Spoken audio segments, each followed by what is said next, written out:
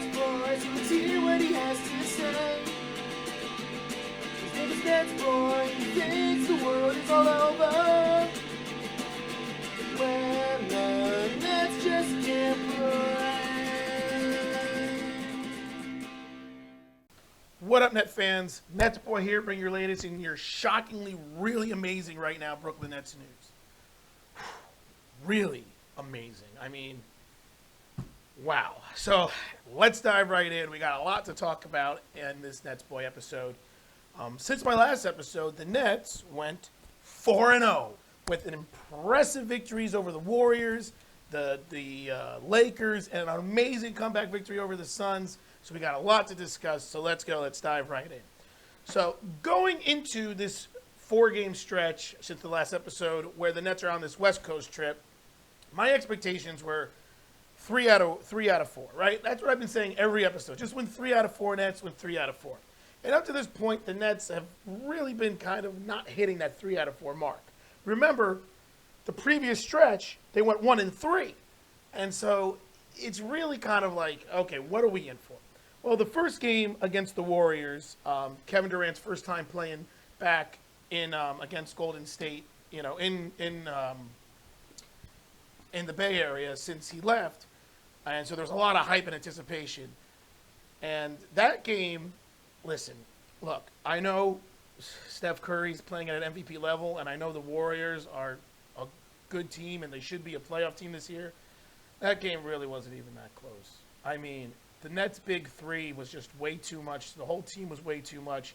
The Nets did a great job of making other players other than Steph Curry try to beat the Nets, and they weren't able to do it.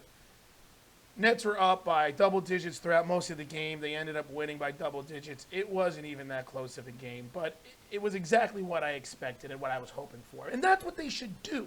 When the Nets' big three plays, they should beat almost every team on any given night by double digits, unless you're playing the elite of the league. But the Warriors are not the elite of the league. They're just a good team. So that game didn't shock me one bit. And I just thought, yeah, you know what? That was expected. So I was pleased, but I wasn't shocked. But then we get news that Kevin Durant in that game pulled a hamstring, and he'll be out for the next couple games. And now you're saying to yourself, oh boy, here we go. No KD. Well, they got the Sacramento Kings coming up. And now the Kings have been an inconsistent roller coaster team for the last couple years. They show glimpses of being really, really good, and then they show glimpses of being really, really bad. De'Aaron Fox playing like an all-star. He's a great player, good young talent. So they're a dangerous team. But you say to yourself, once again, you've got Kyrie Irving and you've got James Harden. Maybe no Kevin Durant, but you still got those two guys. So you should be able to beat the Kings. And they did. They had their way with the Kings, up by double digits most of the game, and played fantastic. Kyrie dropped 40, and you're just like, wow, this is what I expect from this team. This is what I expect from this team against the Warriors. This is what I expect against this team against the Kings. Even without KD, they are the more superior team, and they proved it in that game. So now you're saying to yourself, wow, okay, this team's finally playing to true expectations of being one of the better teams in the NBA. But now they got the very, very dangerous and up-and-coming Phoenix Suns, a team that had won 9 of the last 10 games, of the 4th seed in the West right now. Chris Paul has done an amazing job with that team, making Devin Booker even better than he already has, and DeAndre Ayton, and taking that good collection of young talent and raising them even more. And you're saying to yourself, this game could be tough.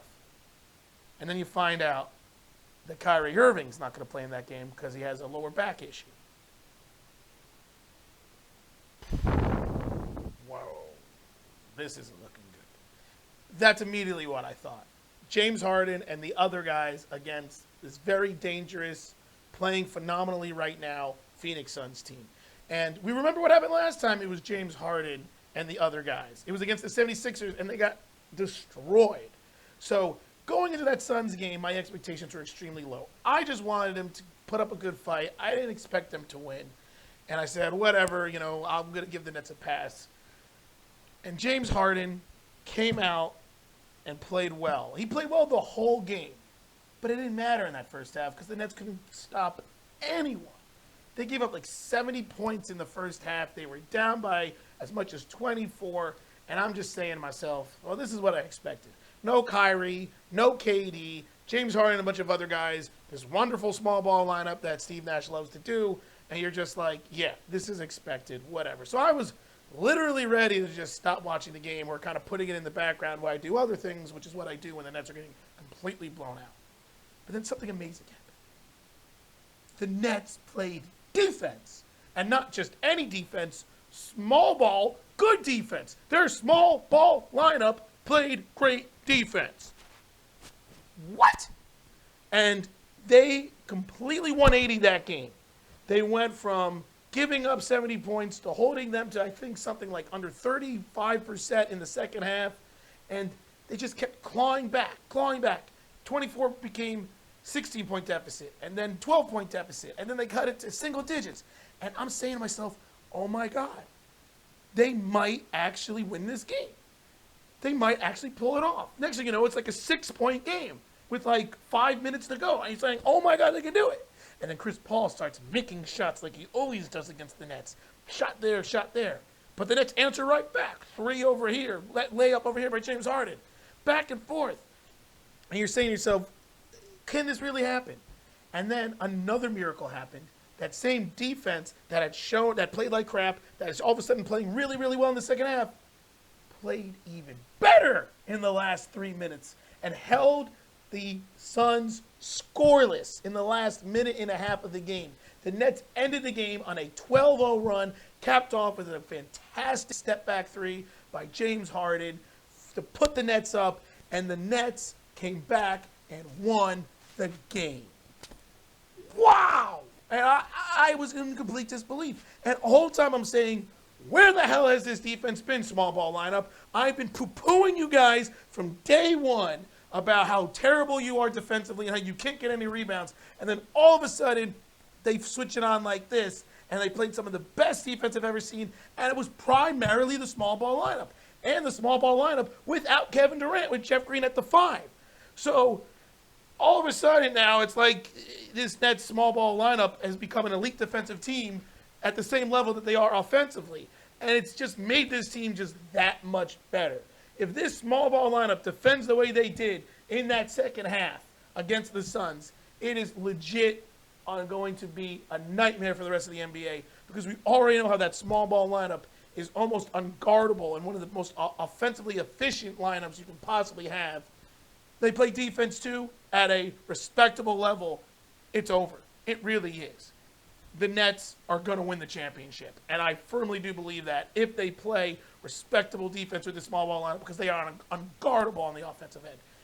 And I couldn't believe it. It was almost like a giant middle finger to me that like Steve Nash was going to try to do, because I've been, like I said, I've been poo-pooing the small ball lineup for such a long time. And for good reason, because up to really this point, it's been very bad. They've been playing terrible defense. They can't get any rebounds. They give up big basket after big basket, and they can never get a key stop when they need to when they're in the small ball lineup. But hey, kudos to the Nets and kudos to that small ball lineup for figuring it out, it seemed like. And they came back and won the game against a great Phoenix Suns team. And so now you're like at an all-time high if you're a Nets fan. You're like, I can't believe we won that game. This is fantastic. But now we got the Lakers coming into town. Now, no Anthony Davis with the Lakers. We already knew that. But KD was ruled out as well. So no Anthony Davis for the Lakers. No Kevin Durant for the Nets. But Kyrie was coming back. So going into that game, you're saying to yourself, no AD, no KD, but Kyrie's back. It should still be a really good competitive game. Then you find out Dennis Schroeder, the point guard for the Lakers, late scratch because of COVID protocols. And at that point, I immediately said, the Nets should win this game.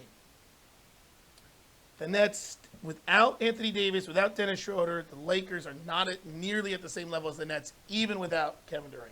I said that going into this game, but I was still nervous because when you're playing LeBron James, anything is possible, because we all know how LeBron has that switch in that second gear, that just competitive nature to just push himself to try to get his team to win in any way possible. Doesn't always work, but he has that gear and becomes an amazing player, almost more so than he already is. So I was still nervous. And I said to myself, this is an opportunity for James Harden and Kyrie Irving. Because up to this point, we've seen Kevin Durant and Kyrie Irving win when they're playing together. We saw Kevin Durant and James Harden win when Kyrie was on his, hiatus, win while playing together.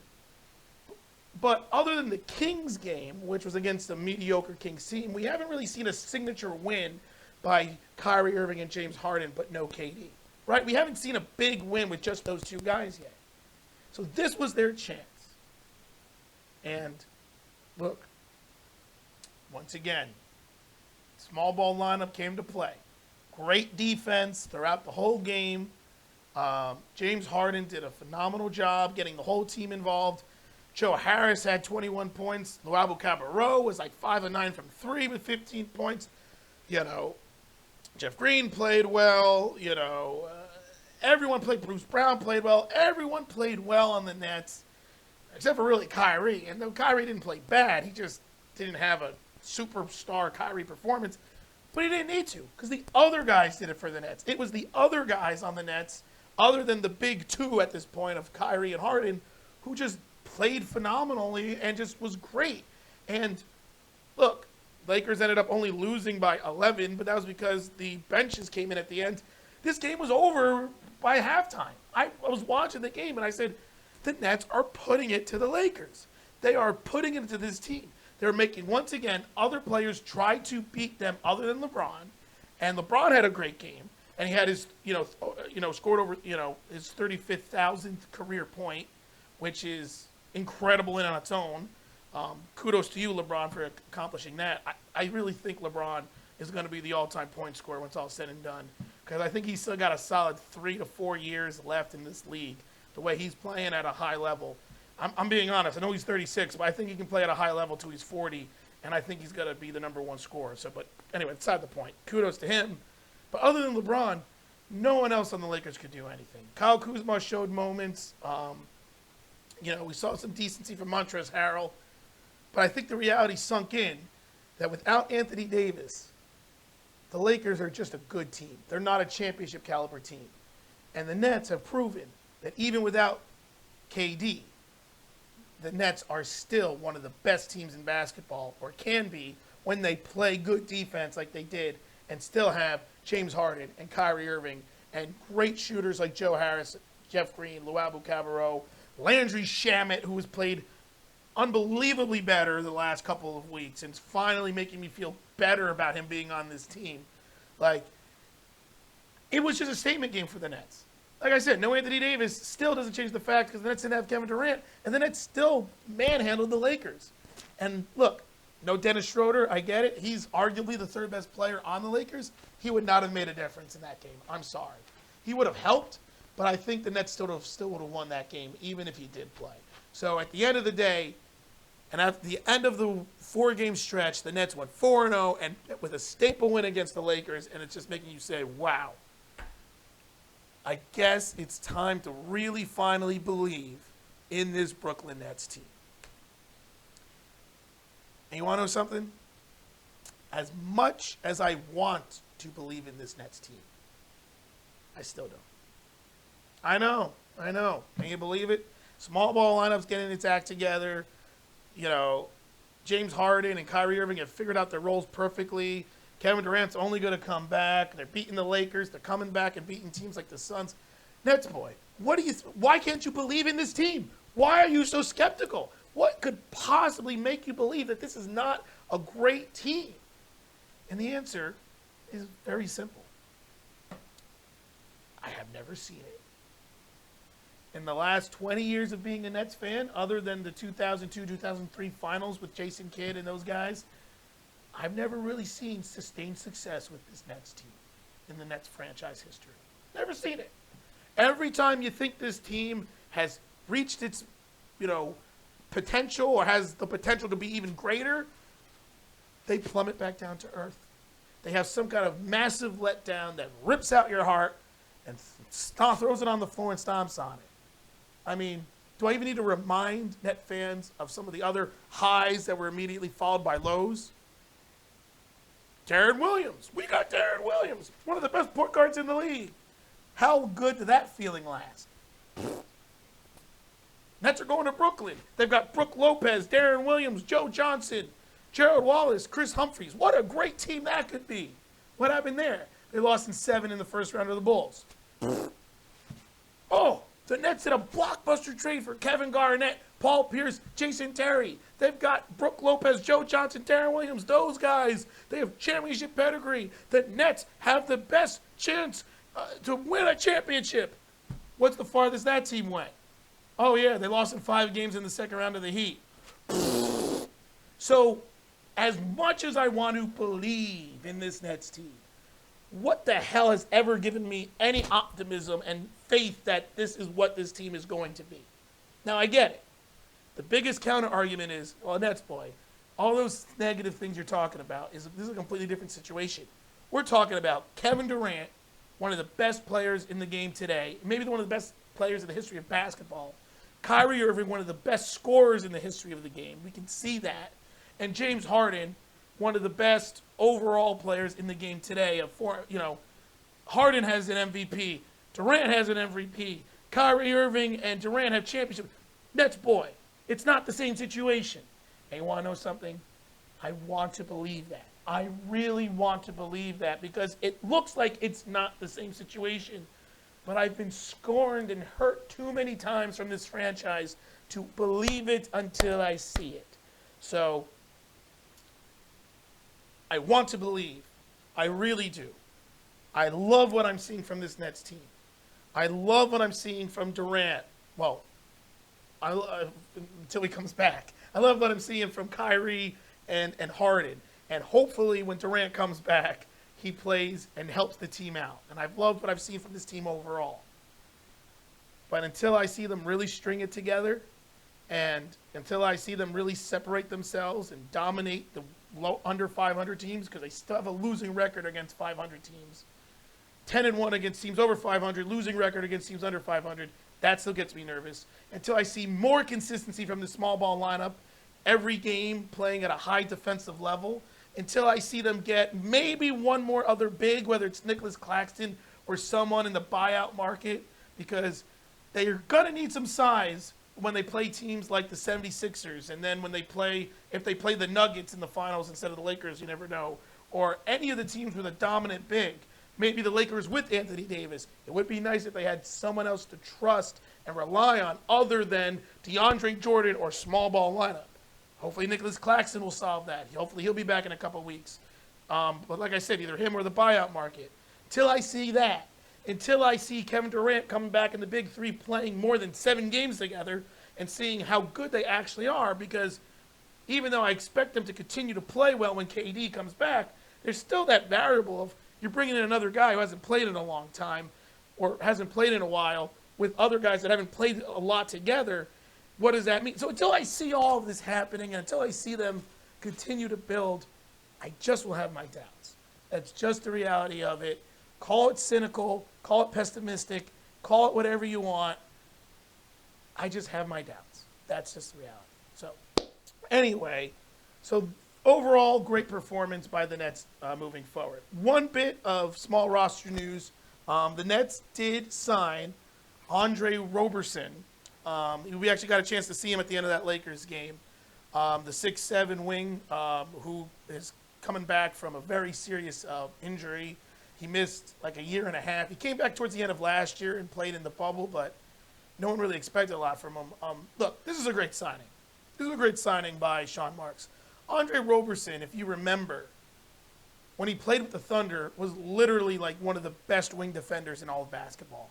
Long, athletic, great on-the-ball defender, could play good post defense for someone his size. He was just literally one of the best defenders in the game and was a huge, huge factor for that Thunder team a couple years ago. He suffered the major injury. Was it a ruptured patella? I think that's what it was, right? It wasn't an Achilles. I think it was a ruptured patella tendon, which is almost just as bad. Suffers that injury and has been out for a long time. But why not? Why not? If he can come back and become the defensive player he once was, or 90% of the defensive player he was, that's going to help this team out a lot. And I love it. It did mean that the Nets waived Norvel Pelle. which, whatever. The guy barely played. He got 3 blocks with the Nets, and that was it, and whatever. So no tears being shed on that one, but I just like the signing. I like the Amon Shumpert signing. I talked about that last time. I liked the Roberson signing because these are 2 good wing defensive players who could spell some minutes if there's an injury or if there's a player getting rest. They can come in and provide defense and just role-playing ability with which the Nets need. And any player who's a defensive-minded player will always help this Nets team. So I love that signing. So we'll see what happens. You know, I would love to see both those guys, Shumpert and Roberson, being in the rotation regularly. But at this point, I don't know who you're taking out of the rotation. Shamit's finally playing really well. Luwawu-Cobarrot has earned every minute that he deserves. Right now, Tyler Johnson's playing because KD's out. But once KD comes back, you probably expect Tyler Johnson to be out of the rotation. So who's really coming out of this lineup to give these guys a chance? At this point, no one. But it's great that they're there. That's very good depth pieces to help this Nets team down the road. So love the signing. So that's my little spiel on Andre Robertson. So, yeah. So now let's look at the next couple games for the Nets. So let's wrap this episode up. So next couple of games for the Nets. Here we go. So after a great win against the Lakers, they now have to face the other extremely dangerous LA team, the Clippers. Now, the Nets beat the Clippers earlier on in the year. But a whole different situation right now. This is going to be a tough game. We know the Clippers are going to come out and try to make a statement after they lost to the Nets earlier on this year. They're going to want to win this game. I still think the Nets should win. The Nets are coming at an all-time high. But this is a great example of the Nets coming, a crashing down to earth situation because they should win this game because I still think they're better than the Clippers, but they could lose it because the Clippers are going to come out to get them, and the Clippers are a very dangerous team. But they should win that one. Then they come home against the Kings. Again, a team they literally just manhandled. Should easily win that game. Then they got the Magic. Should easily win that game. Then they got the Mavericks. Luka Doncic is one of the best players in the NBA, but the Mavericks have underachieved this year. The Nets should easily win that game. So the next 4 games for the Nets, other than the Clippers game, the Nets should win easily the other games. Maybe you could argue the Mavs game shouldn't be an easy win, but they should still win those games. They should win all these games. But once again, I'll give them 1 slip up, 3-1 the next 4. That is what I'm expecting. That's what I'm hoping for. I hope Durant comes back and plays in the Clippers game. I hope he comes back soon because I really want to see the full unit come together. And I really cannot wait for Claxton to come back into this team because even though Steve Nash said that when Claxton comes back, he's going to be part of the ready and waiting squad, which I hate. Those are just a fancy way of saying he ain't going to play unless there's an injury. I really think he should be in the rotation. But I just want to see this Nets team fully healthy and fully whole for a stretch of games. Because like I said, until I see it, I'll have my doubts. So 3-1 the next couple stretch of games. We'll see what happens. So until the next time, keep your eyes open for the next NetsBoy episode. Let me know what you think about this team. Are you believing in the Brooklyn Nets? Do you believe that this team is legitimately a championship contending team? I believe they're a championship contending team. I don't know if they're actually going to win the championship, but I think they're definitely going to be in the conversation. Do you believe it? What do you think about the Andre Robertson signing? Roberson. I always say his name wrong. Roberson signing. Let me know what you guys think about the great stretch of games to come back with, all that stuff. So until then, keep your eyes open to the next NetsBoy episode. And this is NetsBoy being happier than he's been in a while with this Nets team. And signing off.